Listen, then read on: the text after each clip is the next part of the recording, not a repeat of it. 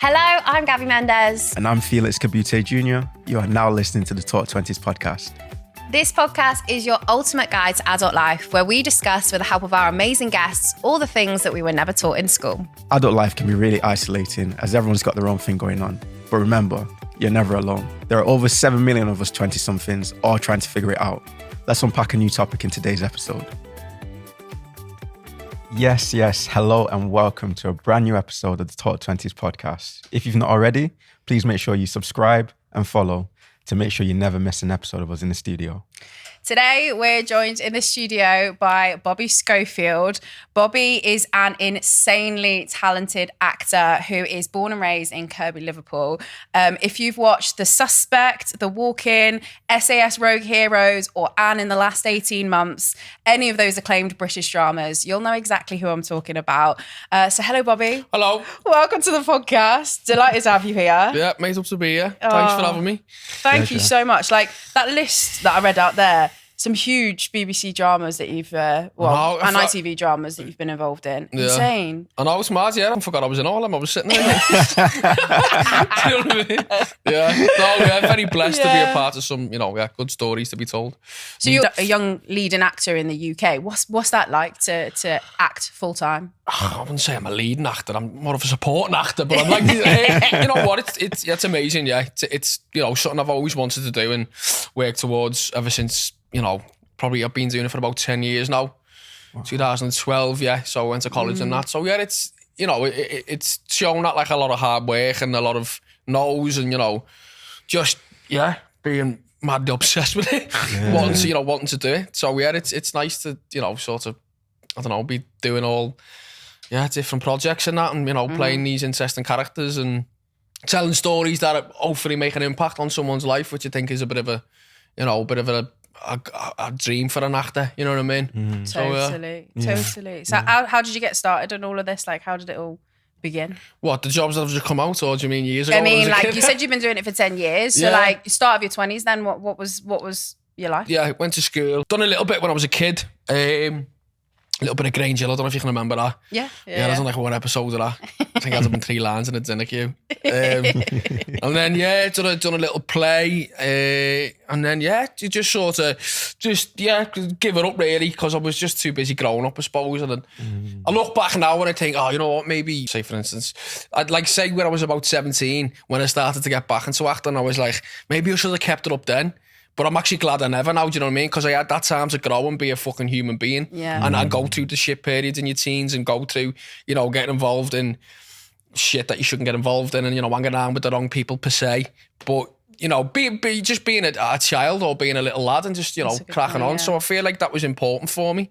Because then when I went back into it when I was like 17, it just sort of, it helped me in a way to sort of relate to, I don't know, certain situations. So interesting actually, because you see a lot of like young actors who are like in their 20s now who haven't had that experience because they've been child actors, so they've lived probably quite although they've played these amazing roles and stuff like that, probably had quite like a sheltered life. A sheltered life, because I've worked with a few actors who were lovely people in mind, but you sort of see them and that's all you know is being on set or being in red carpets or going to events or doing interviews. So you sort of see that. Not to say a sense of reality, but you know what I mean? They haven't really been having beans on toast for fucking dinner because your mum are skint. Do you know what I mean? They've always had, the next project or whatever. But for me personally, it's been important. But I also think as well that it can be just a figure of someone's, if someone's got a great imagination and, and they put the time and effort in, then he can sort of betray anyone. You know what I mean? As an actor, if that makes any sense. Yeah.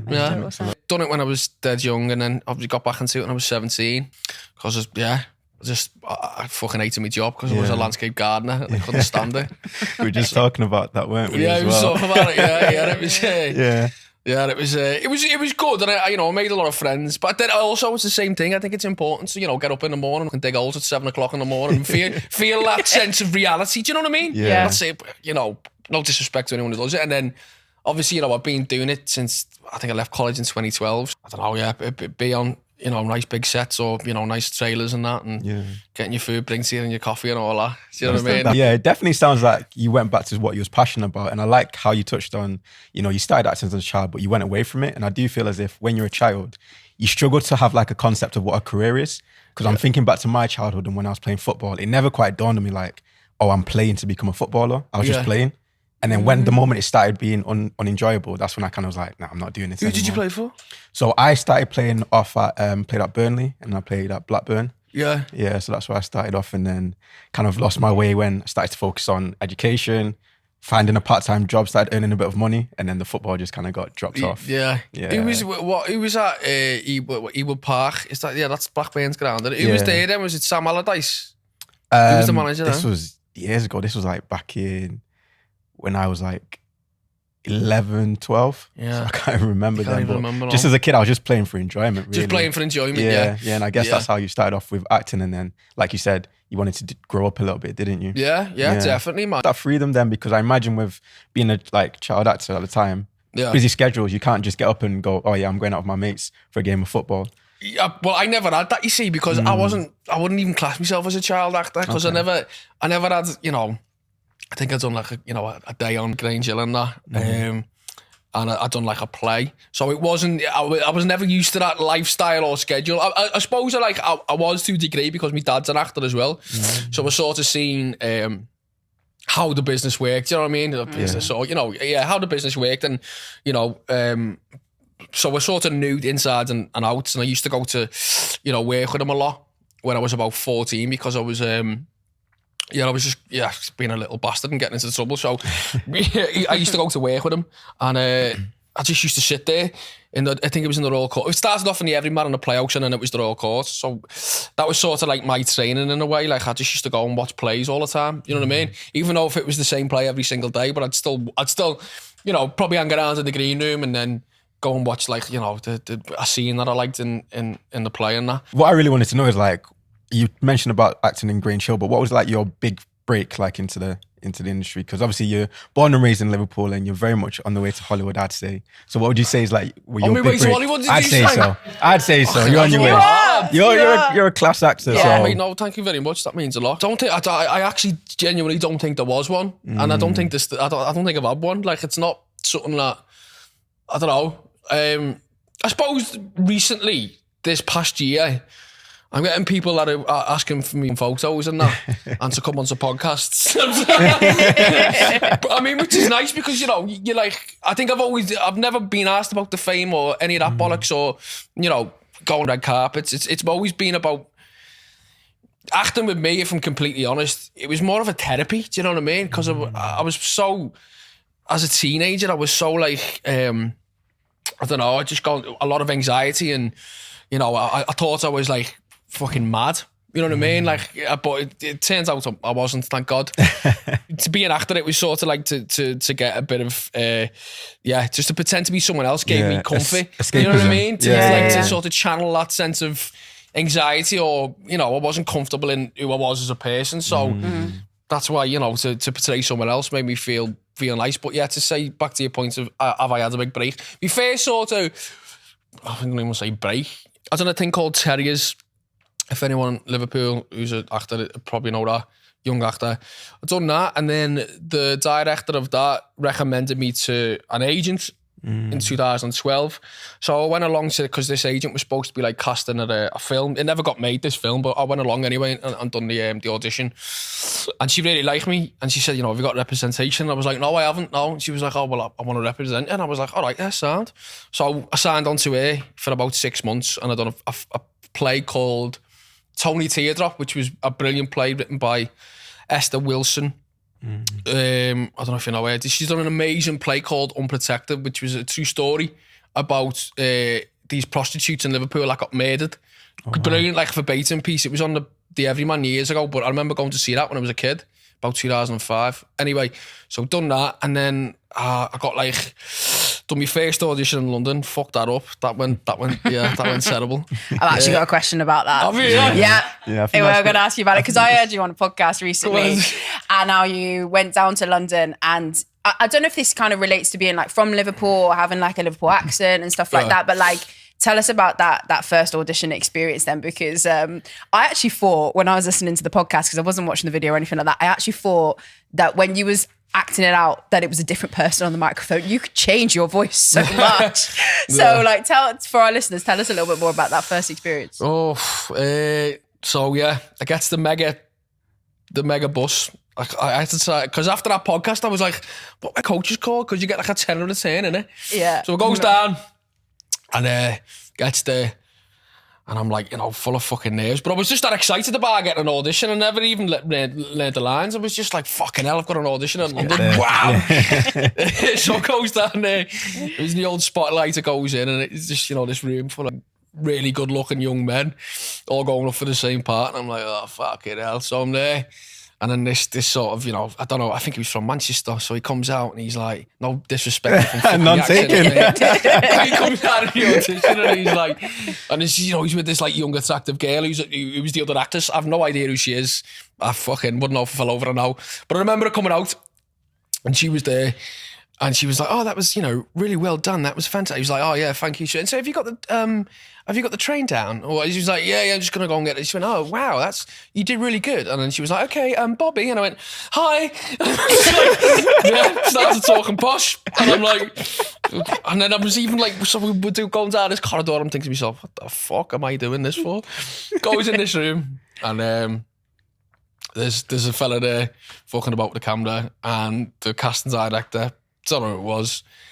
So I sits down and so then she's sort of standing there and the casting director's saying something to me and I wasn't even listening to him. I was just thinking to myself, yeah, okay, yeah, all right, yeah, it was really, yeah, I'm really looking forward to doing this. Yeah, this is good. So I'm like, okay. So then it's that. Sorry. So then the girl starts. He presses the record. And the girl starts saying a bit, and I'm just like, sorry, have you got, I need some lines because I don't actually know I don't really know. I just need to sort of see them, so get the sides and that. We go again, and she starts talking, and I just go, you know what, I don't even talk like this, I was just blagging it. And then I could see that she was just pissing herself. Do you know what I mean? And then, it's so believable. I mean, I know you're an actor, so I don't even know why I'm surprised, but like, honestly, like it does. That was good. It's believable. Hi everyone, Gabby and Felix here. We hope you're enjoying today's episode of the Talk 20s podcast. This is the part where we talk to you about our headline sponsor, Zopa Bank, one of the UK's leading digital banks. Zopa are all about fair, simple and easy financial products that actually work for you. It's all online and in their free-to-use app. Head to your usual app store and search Zopa, that's Z-O-P-A. Get yourself the Zopa app. And it sounds like there was really a turning point, from that first audition that didn't go so well. Yeah. You went away and it actually tied in nicely into my next question, which was going to be, obviously you go to some auditions, you don't get the part. Yeah. How do you take that kind of redirection and how do you cope with it? But it sounds to me like you went away, the next one you just absolutely went in. You said you got a bit of OCD, so you just completely embodied the character. And that's literally how everything took off there, right? To get told no, I mean, that's like, that's a good 80% of your job. Do you know what I mean? And if you just, if you just do it and you give it 110% and, you've tried your hardest and put your work in, it's that subjective of a decision for it to really affect, to be a competition or to be, oh, I need this. You could be the best actor in the world, but I look more like your brother, or do you know what I mean? How do you get your head around that then? So like for our listeners, like in the, not everyone listener is going to want to get into the acting industry, but like sounds like you deal really well with like rejection and how that you kind of, okay, this job wasn't meant for me or whatever. And how do you reframe that mindset? Because I think for a lot of people, like, when you get rejected from other jobs and things like that, like it's hard not to feel like, down about yourself. Yeah, it's a sound forgettable. I sort of know my own worth, and I know if if I've done my best, then I can walk away from that and say, well, it just wasn't meant to be. Yeah. And it does hurt sometimes. You know what I mean? When you don't get the job that you think you wanted, or you're like, I've done good with that. But a day later, 2 days later, life goes on. Do you know what I mean? There's nothing you can do about it. Mm-hmm. It's when what really annoys me is when it's you're sort of led on. Do you know what I mean? When you're led on for it. And, you're getting told, they really like you. They really want to see you, and you do everything. You tick all the boxes, and then sorry, you're just a bit too young. It's like, why waste my time? Do you know what I mean? Yeah. But you've got to get your hopes up. Like, why waste my time? You know what I mean? But it's that there's a lot of factors that play involved for you to actually get a job. Yeah. So I think the sooner you get older, and the sooner you get older, the fact that it's not a competition with anyone.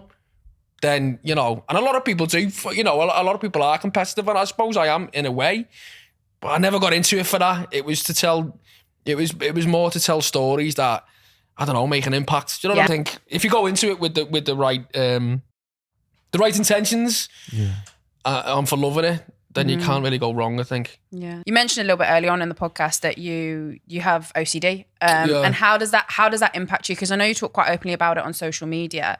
But like, how did you feel like opening about that? Because you said you've struggled with it always, but only recently you've been able to like speak to your girlfriend or speak to your family or put it out in public. Like, Mental Health Awareness Day this year, you spoke a bit more about it. Like, for you, what's that journey been like with your OCD? It's been tough, been really hard, because I've suffered with it probably since I was about, 15, 16, but it's probably been before that, you know what I mean? But noticeably, it was probably when I was about 16, when I started getting really dark thoughts, and it really, really scared me. And I thought I was mad, you know what I mean? I was like literally that much under pressure, and that's what acting made me channel. You know what I mean? It was something that I could go, I'm playing someone else here, so I can forget about all that fucked upness that's going on up here, and just, channel that into portraying someone else or someone else's story. But yeah, I think it really affected me. When the lockdown happened, that's when it really hit me hard.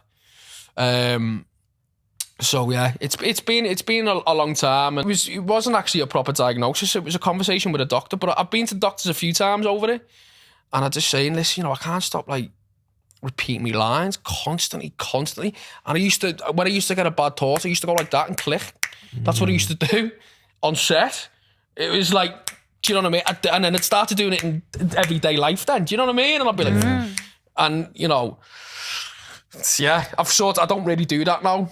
I count to 10 a lot. The doctor just said to me, he was like, what are you feeling like? And I was telling him, and he was just like, sounds to me like you've got a bit of OCD. And I said, no, I don't think I have, because I'm not like conscious of James and that, but that was before the pandemic. You know what I mean? I'm not like over it, but it was more the repeatedness of things, or trying to like understand why do you know what I mean? And okay, if I don't go on the shot, if I just don't do that there, then it's fucking, my mile's gonna get run over. Do you know, weird shit like that? But it takes over life, and it's horrible. So he said, why don't you start taking medication? And I said, no, I don't want to. Just, it's not for me. That I think there's a whole lot of stigma around antidepressants, where it's going to turn you into a zombie, or something that you're just going to be like that. Yeah. But I had to in the end after lockdown, because it got to the point where it was suicidal for me. Do you know what I mean? And it was really tough. And I never got to that point where it was like, that's the only option. That's a really easy option to do that now. Yeah. Fucking forget about life. It's harder living than what it is dying. Do you know what I mean? So you might as well just go. And that's what made me like really scared. And then that's when I said, right, well, I need to do this now, because I'm not in a good place here. I've done a job in Syria, and then I was going on to another job called Time, which done really well. Yeah. Insane series. Amazing. So, I guess this part, and I was made up, because I was working with a lot of my mates and that. So it was great. It was great. And then the director phoned me up because an actor backed out, and he was like, I really want you to sort of play this part, man. I think you'd be fucking great at it. I was sort of like been thinking for you. And I was like, you know what? And to this day, I'm like, I could have really done something with that. But my head at that time was, and I'm hard work to live with, and I bless me missus, because she's amazing with me.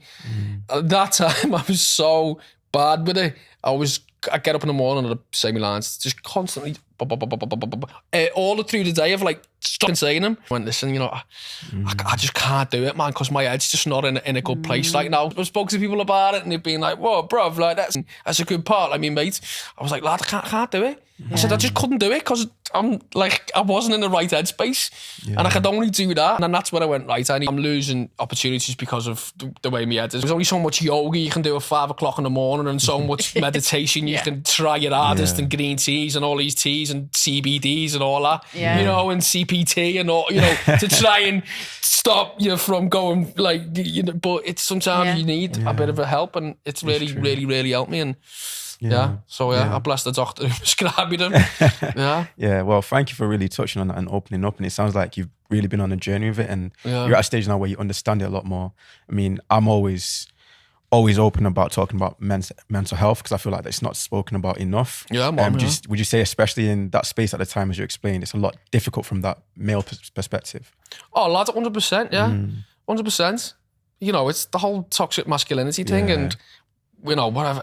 We're all guilty of doing. Well, I'm guilty of doing it. You know what I mean? Me too. I used to play sport, and, you know, go to the match and have a pint, and you know what I mean. It's one of them, and I have me mates who I can talk to it about, and I have me mates who I can't really talk to it about because they just go. Oh. I think it's getting better now. I think as the years are going on, it's getting a lot better. Totally. It's got better as you started speaking more about and accepting the help. For example, the doctor that you mentioned. Yeah. People talk and that because you're not weak, man. There's just something, but it is the stigma around it of like, oh, I'm 100%. Fucking weak. You know what I mean? 100%. And thinking that people are not, you know, won't want to work with you, or your girlfriend's going to leave you, or you know, on paper it might be looking you're doing all right, but if it's not kicking on up here, then it's tough. I think the important thing is that you eventually got like the help that you needed, and you actually like spoke out about it as well.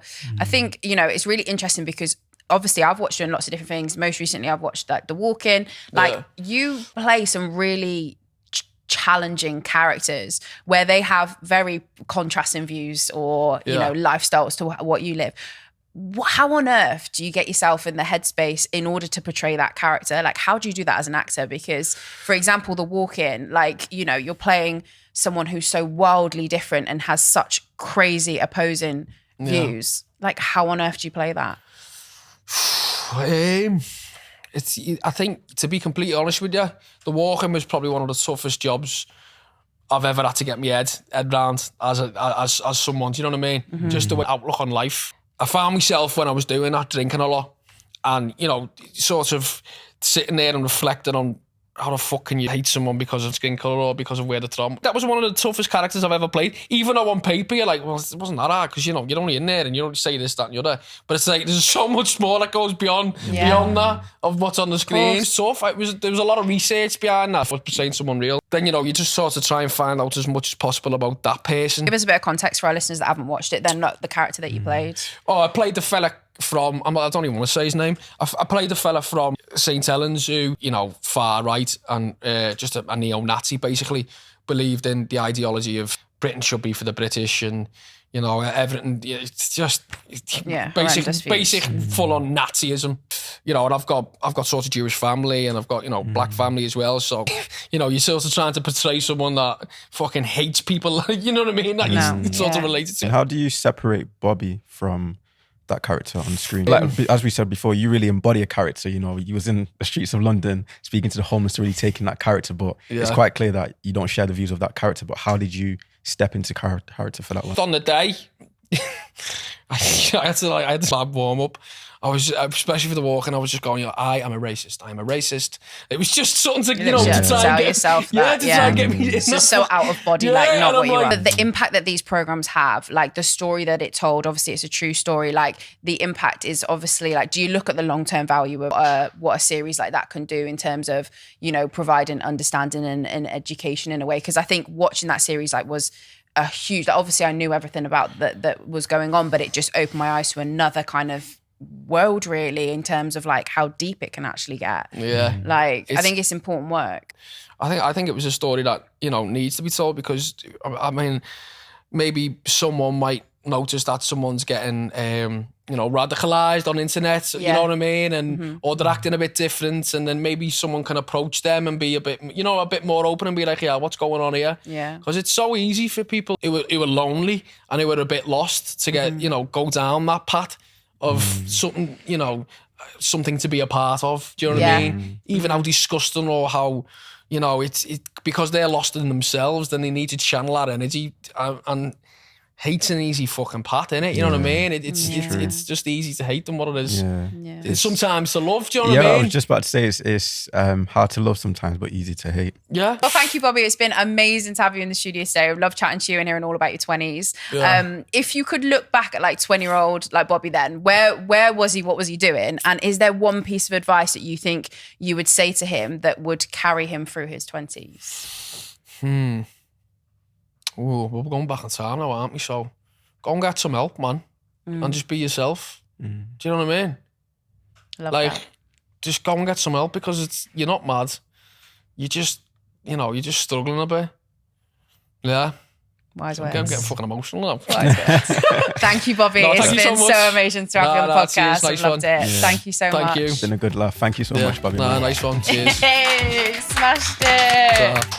A big thank you to you, yes you, for tuning into this episode of the Talk 20s podcast.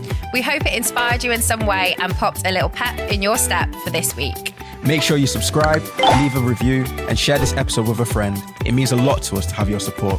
We also love hearing your stories and suggestions. You can reach out to us on all socials by searching @Talk20s. Lastly, before we go, our website, talk20s.com, is the hub for all things 20-somethings. Go check it out, my people. Have a great week and we'll see you next time.